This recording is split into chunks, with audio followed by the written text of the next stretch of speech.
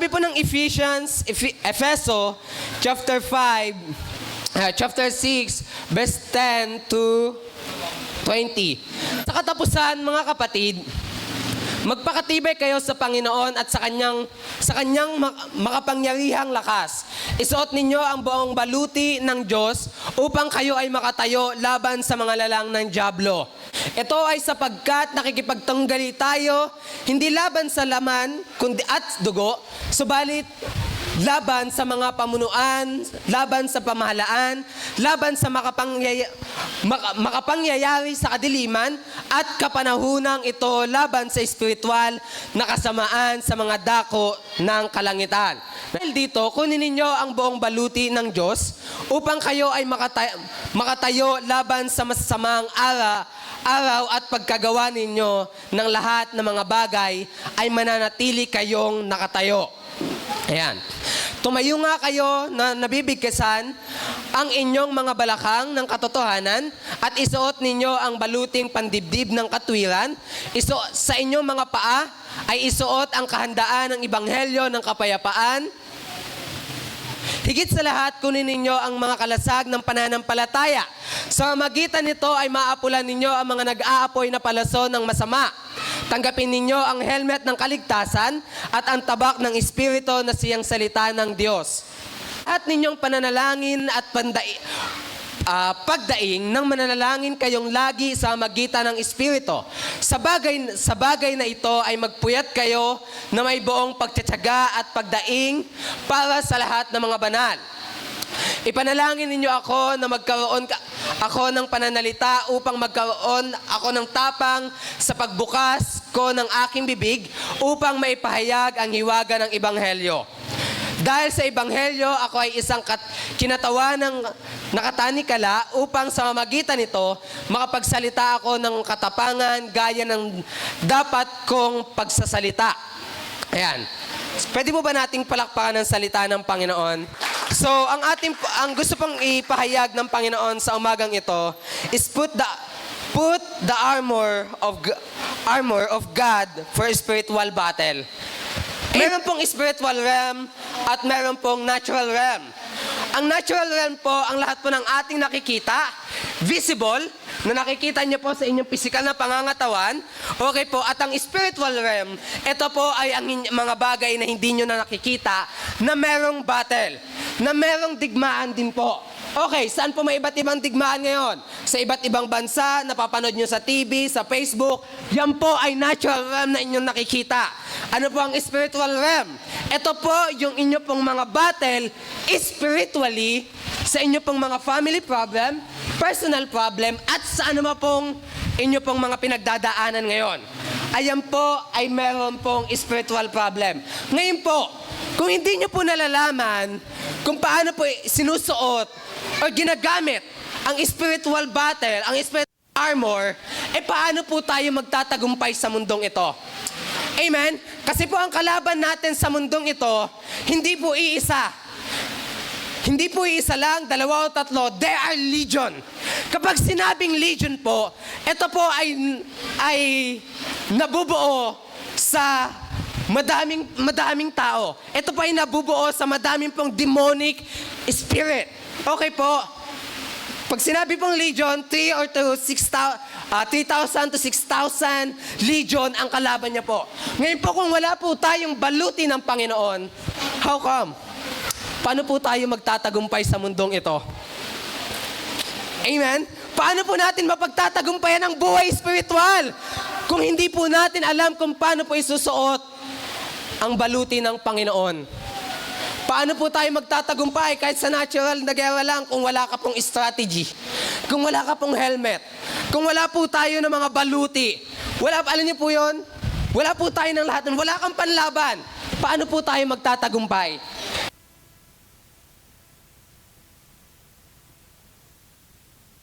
Tumayo nga kayo na nabibigkasan ng inyong mga balakang ng katotohanan at isuot ninyo ang balakang ng katotohanan at isuot ninyo ang baluting pandibdib ng katwiran. Ayan. Ano po yung sinturon? Ito po yung sinturon. Ayan. Okay. Ang sinturon po, Ito po yung nagbibigay sa'yo para magkaroon ng hindi ka mahubaran. Okay? Hindi ka magmukhang katawa-tawa. Hindi yung nasa gitna ka ng battle, bigla ka na lang nag-aayos ng mga belt mo, lahat ng higpitan. Alam niyo po ba na ang helmet mayroong belt? Alam niyo po ba na ang gear sa mga braso at sa siko ay merong higpit? Panghigpit? Di ba tama po? Ayan, the belt of truth. Sabi ng John 14:6, sinabi ni Jesus sa kanya, ako ang daan, ang katotohanan at ang buhay. Walang sino mang makakapunta sa Ama maliban sa pamamagitan ko. He is the belt of truth. Si Jesus po yung sinturon ng katotohanan. At ang sinturon po ng katotohanan, kapag hindi nyo po yan suot-suot, nasa gitna po kayo ng battle, pwede pong mahubaran kayo kung ano pong baluti na meron kayong nakasuot dyan. Kapag tayo po ay hindi tumatayo sa katotohanan natin, marahil po, minsan, hinigpitan natin, pero minsan tayo din po ang nagluluwag. Minsan po, hinahayaan lang din nating maluwag. Kaya minsan po, wag po tayo magtaka kung bakit na tayo po ay nagagapi. At ang bilis po nating masugatan. Ang bilis po nating madapa. Ang bilis po nating masugatan. Why? Kasi baka hindi po mahigpit yung belt. Baka hindi po mahigpit yung espiritual ng katotohanan, yung espiritu ng katotohanan. Yung katotohanan na si Kristo po sa buhay natin. Paano nyo po tinatayuan si Kristo bilang siya po ang Diyos ng katotohanan ng buhay natin? Saan man po kayo naroon? Saan po man kayo pumupunta? Paano nyo po ipinapahayag na si Jesus ang katotohanan sa buhay po natin? Sabi ng John 15 verse 5, ako ang daan, ang puno ng ubas, kayo ang mga sanga, ang mga nanatili sa akin, at ako sa Kanya. May magbubunga ng sagana, sapagkat kung hiwalay kayo sa akin, hindi kayo Yung John 14 verse 5 po, John 14:6, magkasunod po yan lang yan na verse. John 15 verse 5. Siya po ang katotohanan at dito po, siya po ang puno ng ubas. At yung puno ng ubas po, tayo po ang sanga, siya po ang puno. At ang lahat ng sanga na nakadugtong sa puno ay nananatili ang Panginoon. Ang lahat ng taong nananatili sa katotohanan ay nananatili ang Diyos. Ngunit ang taong hiwalay sa katotohanan, hiwalay sa puno, wala pong magagawa. Wala pong magagawa ang tao na kahit na sino pang pinagaling at pinakamatalino at ikaw po ang pinaka-talented, kung wala po kayo, hindi po kayo nakaugnay sa Panginoon, wala po tayong magagawa. Paano nyo po tinatayuan ang katotohanan ng Panginoon sa ating buhay? Amen? Kapag nag-i-struggle po tayo financially, physically, emotionally, kapag meron po mga temptation, paano po natin na tinatayuan ng katotohanan? Kapag nasa ibang lugar tayo, iniyayaya po tayo sa mga makamundong bagay, paano po natin tinatayuan ng katotohanan? Kapag meron po tayo nakakasamang mga makamundo, o kapag inaaya po tayo sa mga makasalanang gawa, paano po natin tinatayuan ng katotohanan? Paano po natin tinatayuan si Jesus sa ating buhay? Ipinapakita na si Jesus ang Diyos ko at hindi ang iba man. Huwag niyo pong hayaan na mahubad po sa atin si Jesus. Huwag niyo pong hayaan na dahil sa mga pandarayan ng mundong ito, willing ka na hubarin ang sinturon ng katotohanan para sa mga kasinungalingan ng mundo. Actually, wala pong the belt of life. Sabi po ng 2 Thessalonica verse 2, verse 9 to 10, ang pagparito ng taong walang kinikilingan, ayan, ay gumagalaw din pala dito. Ang pagpaparito ng taong walang kinikilalang kautusan ng Diyos ay ayon sa paggawa ni Satanas. Walang kinikilalang kautusan ng Diyos ay ayon sa paggawa ni Satanas. Ayon sa lahat ng uri ng kapangyarihan at mga tanda at mga kamanghamangang gawa ng kasinungalingan, gagawa siya ng lahat ng daya ng kalikuan sa kanila na napapahamak sapagkat hindi nila tinatanggap ang pag-ibig ng katotohanan upang sila ay maligtas. Alam niyo po, sabi diyan, ayon sa paggawa ni punong-puno po ng kasinungalingan si Satanas. Amen? Baka hindi po belt. Kapag nabihag ka po, in ancient time, hindi ka po tatalian ng tali lang na basta-basta. Meron po yung kadena. Sa leeg, meron kang busal, meron kang sa paa, meron kang sa baywang. Lahat po yan para po hindi ka makatakas. At ayun po yung plano ng kaaway para po talian tayo sa lahat ng kasinungalingan ng mundong ito. Pwede niya pong talian ang iyong bibig para lang wag kang tumayo sa katotohanan. Pwede niyang talian ang iyong kamay para wag kang tumayo sa katotohanan. Pwede niyang talian ang iyong mga paa, ang iyong baywang, ang kung ano man. At hadlangan ka sa pananampalataya para hindi mo tayuan yung katotohanan. Nalalaman niyo po ba na ang strategy ng Panginoon na ayaw niya po natanggapin ninyo ang pag-ibig ng katotohanan ni Kristo?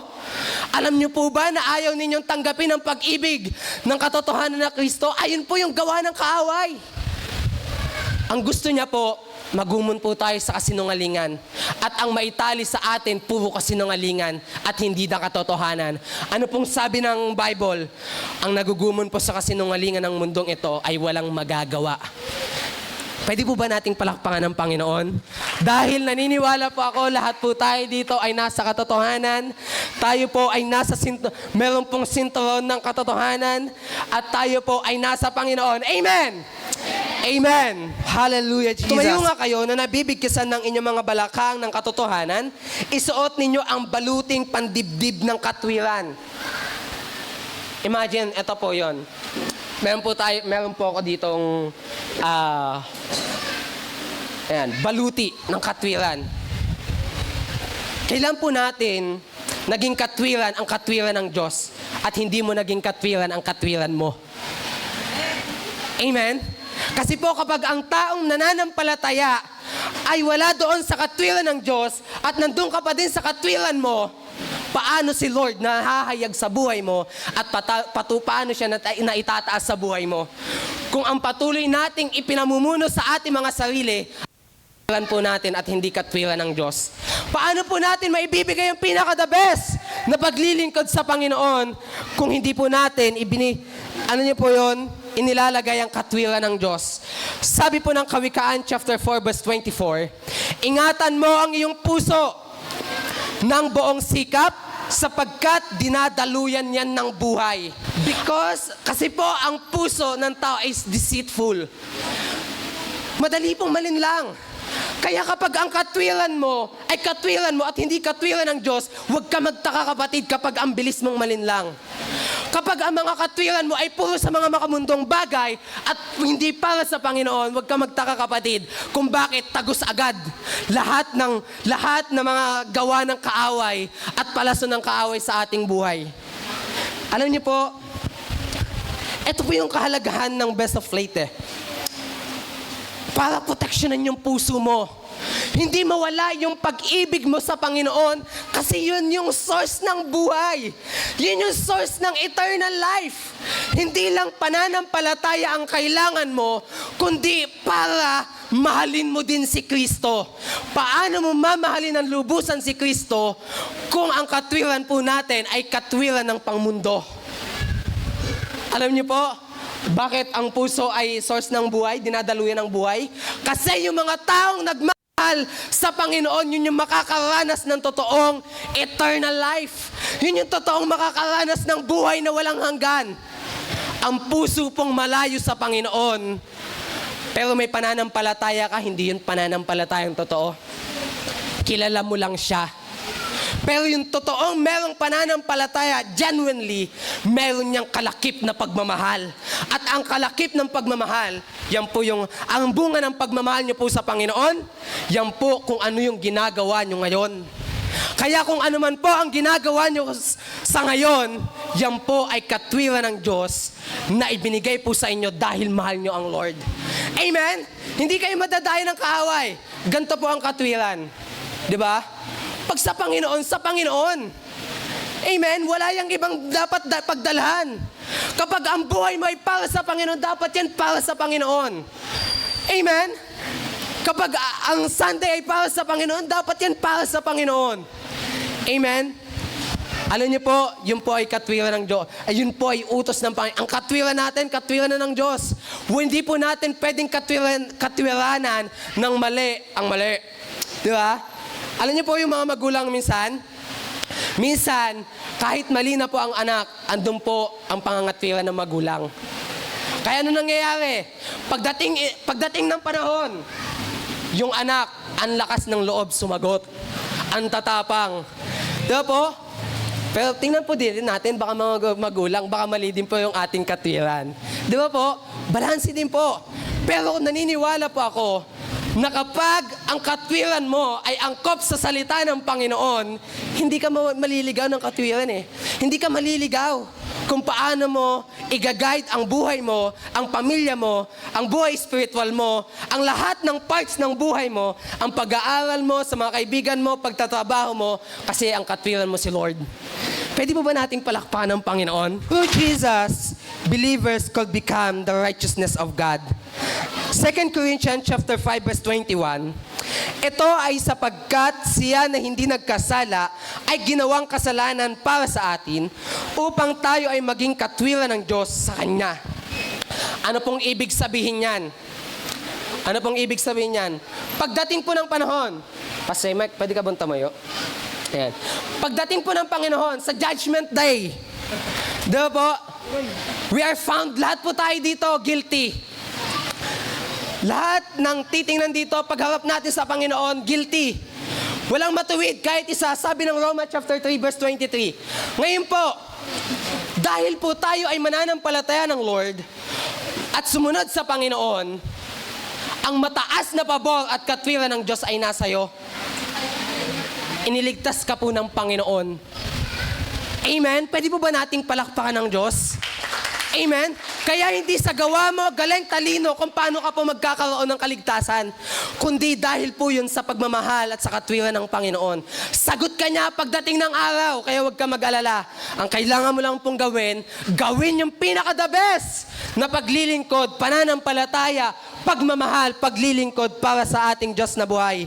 Kung ano po yung ginawa ng Panginoon sa krus ng Kalbaryo, ginawa niya po yung pinaka-the best para sa'yo.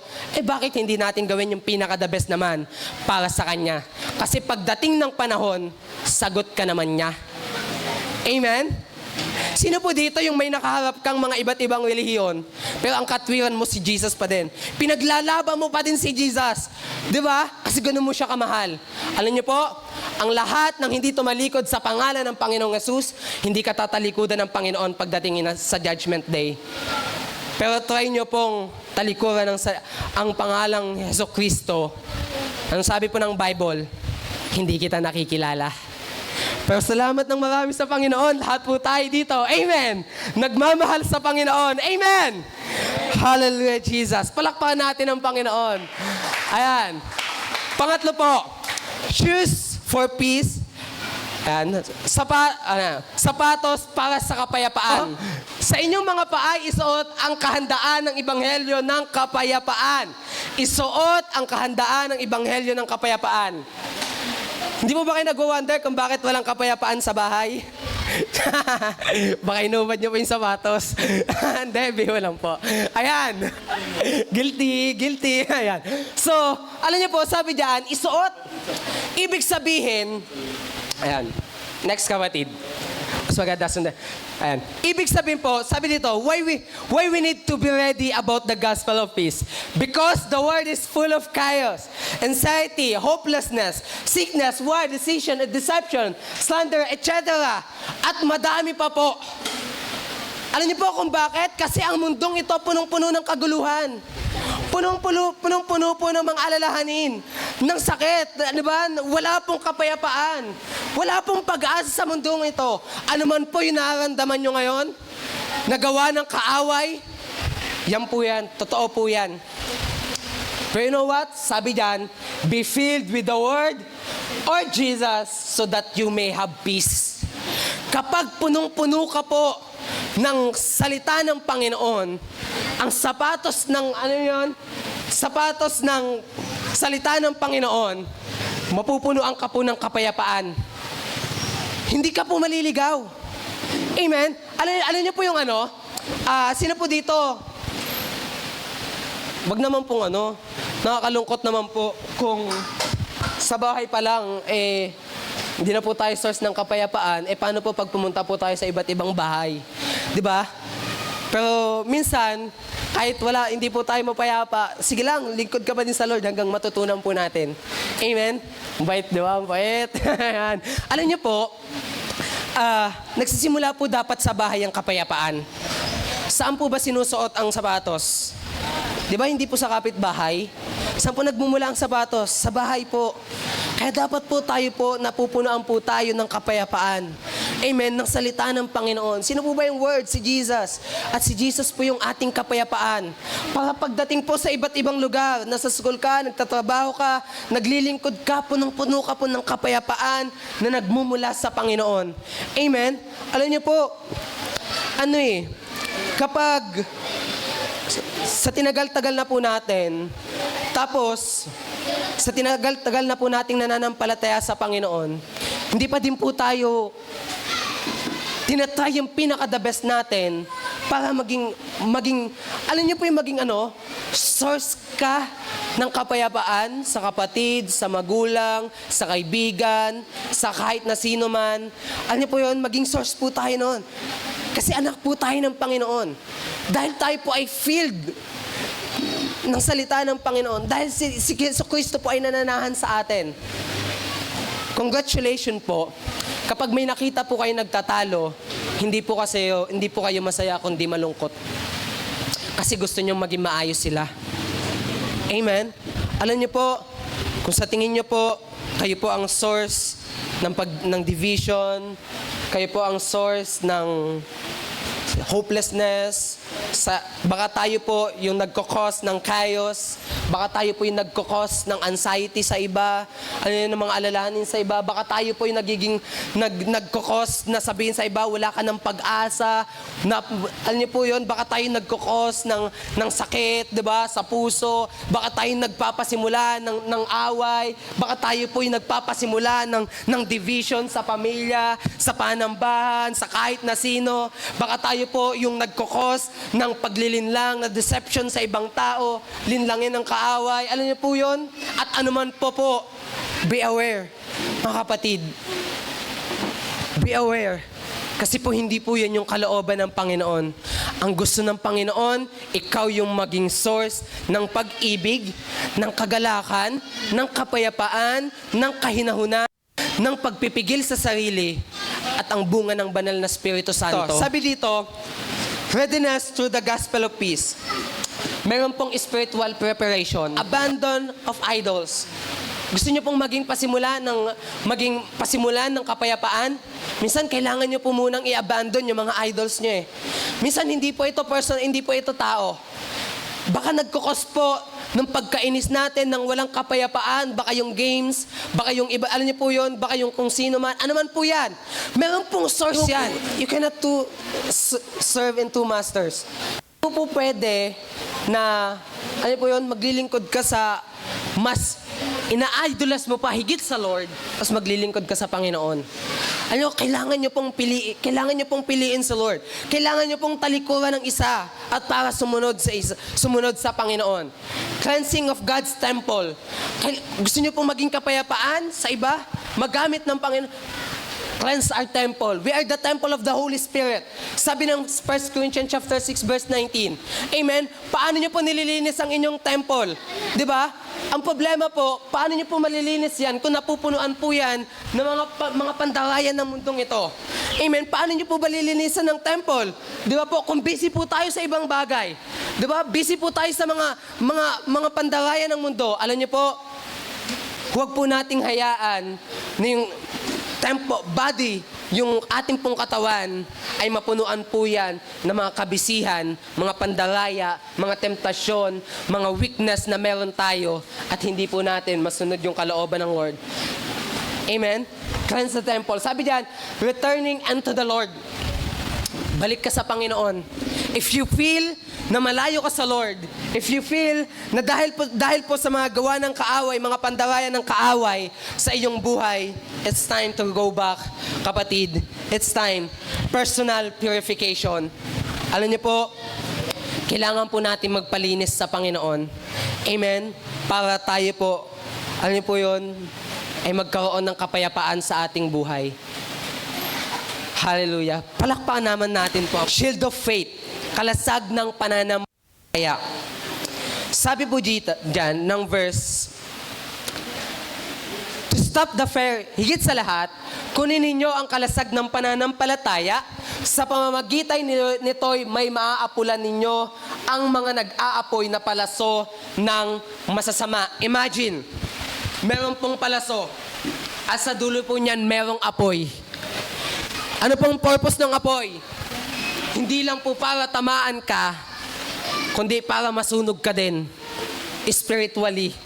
Ayun po ang palaso ng kaaway. Next, kapatid.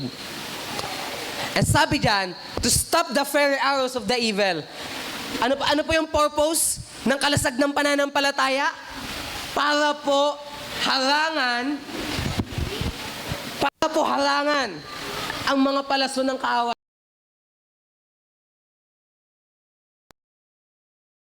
Kapag wala ka pong kalasag, parang ano nakaganon?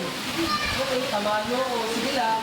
Kapag ang taong walang pananampalataya, ang bilis pong matamaan. At kapag ang bilis matamaan, sunog. Kapag wala ka pong shield, sunog ka, kapatid. Sunog talaga. Baka hindi po tayo physical, baka spiritually. Huwag po na tayong magpasunog sa kaaway.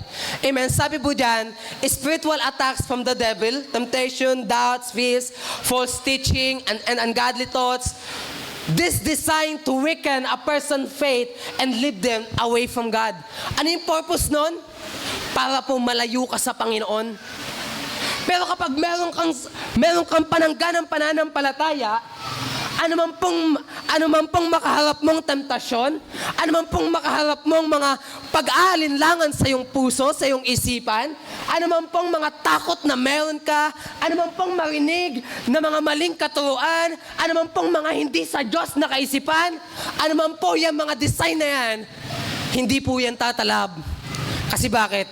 Meron kang panangganang pananampalataya. Alam niyo po kung bakit natin pinag-aaralan ng pananampalataya? Para po makilala niyo po kung sino si Lord. At para hindi po tayo madaya ng mundong ito. Amen? Kapag hindi mo kilala si Lord, wala kang panangganang pananampalataya. Kapag hindi mo inaaral, kinikilala si Lord, hindi po natin makikilala yung totoong panangga. Ano po kung baka meron lang po tayo design. Meron po bang design na meron po ba ditong design na panangga? Tapos at the end of the moment, tatablang ka lang din? Di ba? Patuloy po tayo nire-remind ng Panginoon. Strengthen your faith. Next, kapatid. Sabi po dito, ability to protect from spiritual attack from faith. Because God is our shield. Psalms 28 verse 7. Ability to protect from spiritual attack through faith. Alam niyo po, meron pong spiritual attack po. Meron pong mga atake sa inyo na nakatutok ang palaso, ang kaaway sa inyo na hindi nyo nakikita. Pero I can say, nadidiscern nyo. Kasi meron pong conviction. It's up to you kung sasanggain nyo po o hindi. Amen? Kung gusto nyo pong sanggain ang lahat po ng palaso ng kaaway, strengthen your faith. Wala pong ibang way na makakapanangga po sa mga palaso ng kaaway spiritually, sa pamilya, sa sarili, sa puso, sa isip, sa anumang strategy ng kaaway, kundi ang pananampalataya. Yes, pwede kang masugatan. Yes, pwede kang matamaan. Pero gagaling yan kasi meron kang pananampalataya. Amen? Palakpakan po natin ang Panginoon. Panglima po, helmet of salvation. Helmet ng kaligtasan. Sabi po diyan, higit sa lahat, kunin ninyo ang kalasag ng pananampalataya. Sa magitan nito ay maapulan ninyo ang mga nag-aapoy na palaso ng... tama ba? Ayan. Higit sa lahat, kunin ninyo ang kalasag ng pananampalataya. Sa magitan nito ay maapulan ninyo ang mga nag-aapoy ng nag-aapoy na palaso ng masama. Ano pong kaugnayan niyan? Sabi dito, why is the helmet connected to the salvation? To protect us from discouragement, deceit, negative thought, lies, etc. It protect the mind. Alam niyo po kung bakit? Kasi para po proteksyonan ka mula sa mga pandalaya ng mundo. Proteksyonan po ang iyong isipan. Kapag wala ka pong helmet, ang bilis niyo pong ma-discourage. Mabilis po tayong madaya ng kaaway. Mabilis po tayong mapunuan ng mga negative thoughts. Na mga, alam niyo yun, na mga pupunuan po ng kaaway yung inyo pong isipan na hindi ka magaling, hindi ka matalino, wala kang magagawa, hindi ka naaasenso, ganyan na lang ang buhay mo, walang mangyayari sa pananampalataya mo, lagi ka na lang nasa down moment, hindi ka na nagtatagumpay, diyan sa pinakababa, lagi ka na lang nagkakasala, paulit-ulit ka na lang, pupunuan niya ng mga doubts na ang gagawin ng kaaway, pupunuan niya na sasabihin sa'yo, hindi ka magtatagumpay. Pero, kung meron kang helmet of salvation, I tell you, ang nasa puso't ang inyo pong nasa isipan ay ang salita ng Panginoon. Ano po ang laman niyan? Pagtatagumpayin ako ng Panginoon. Hindi ako pababayaan ng Lord. Ililigtas ako ng Panginoon. Palalakasin ako ng Diyos. Hindi niya ako iiwan ni pababayaan man. Nakatanim na po sa ating puso't isipan yan. Ililigtas ka ng Panginoon. Huwag niyo pong hayaan na dahil po sa mga pandalaya ng kaaway, I believe meron pong pandalaya ang kaaway sa ating pong mga isipan dahil po sa mga sitwasyon ng buhay natin. Suotin niyo po ang helmet of salvation. Amen. Suotin po natin. Sword of the Spirit. Tabak ng Espiritu. It's the only weapon can defense and offense in the armor of God. Sabi po dito, how to use the Spirit. Next, speaks God's word in every situation in our life. This is the sword of the Spirit. Basahin natin yung verse. May verse yan, kapatid. Next, kapatid. How powerful the sword of the Spirit. Next, Hebrews chapter 4 verse 12. Ang salita ng Diyos ay buhay, mabisa, matalas, kaysa alinman tabak na sa kabilay, magkabilang talim. Ano pong ibig sabihin yan? It can transforms life. Ang sword of the Spirit po ay ang salita ng Panginoon. At ito po ay nagbabago ng buhay. Amen? Ito pong tumatagos sa magkabilang talim. Ito po ay nakapagpapabago ng buhay. Ang nakakalungkot lamang po, baka hindi po natin nakikita o baka hindi na po natin hinahayaan na saksakin yung ating sarili. Ano pong sabi ng Bible? Patayin ninyo ang inyong sarili. Amen? Baka pag tayo po ay nagbabasa ng salita ng Panginoon, ay sana ito din mabasa din nila. Ay sana ito mabago din yung buhay nila. Pag puro lang po sila at hindi nyo po nakikita ang inyong sarili, paano po mababago at matatanggal ang lahat ng gawa ng kaaway sa ating buhay? May sakit ka po sa utak? Saksakin nyo po. Diba? Spiritually. Sa puso, saksakin nyo po. Ang nagkakos po ba ng pagkakasala ay ang mata, ang kamay, ang puso, ang isip, ang bibig? It is better. Diba po, sabi ng Bible na putulin ang kamay kaysa maigatong sakalan.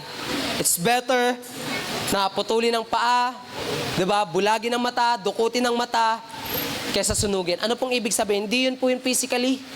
That is spiritually. Na kailangan po nating ituon naman ang espada sa ating mga buhay. Sa ating buhay spiritual. Next, kapatid. Ayan. Alam niyo po, that's the swords of the Spirit.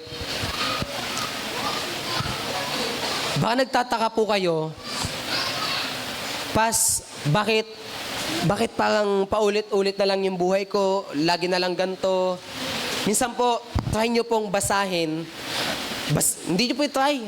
Basahin nyo po talaga ang salita ng Panginoon para po tanggalin ang lahat ng mga bandages, lahat po ng mga nakakadena sa inyong buhay espiritual. Meron pong nakakadena dyan na gawa ng kaaway. It's time para naman po, alam niyo po yun, babago yung ating buhay spiritual. In conclusion, sabi po diyan, Jesus is the whole armor. Yun naman po talaga yun. Alam niyo na po itong lahat na ang kabuuan po ng whole armor ay ang Panginoong Jesus. Siya po ang ating pong baluti, siya po ang pananampalataya, ang helmet, alam mo yun, ang sapatos, siya po lahat. Amen? Ang kailangan lang po natin, mapalapit pa sa Panginoon. Paano nyo po inilalapit ang inyong sarili sa Lord? Kapag inilalapit nyo po ang sarili nyo po sa Lord, ibig sabihin, sinusuot nyo po ang baluti ng Diyos. Kapag inilalayo nyo po ang sarili nyo po sa Panginoon, hinuhubad nyo po ang baluti ng Diyos. Amen? Pwede po ba tayo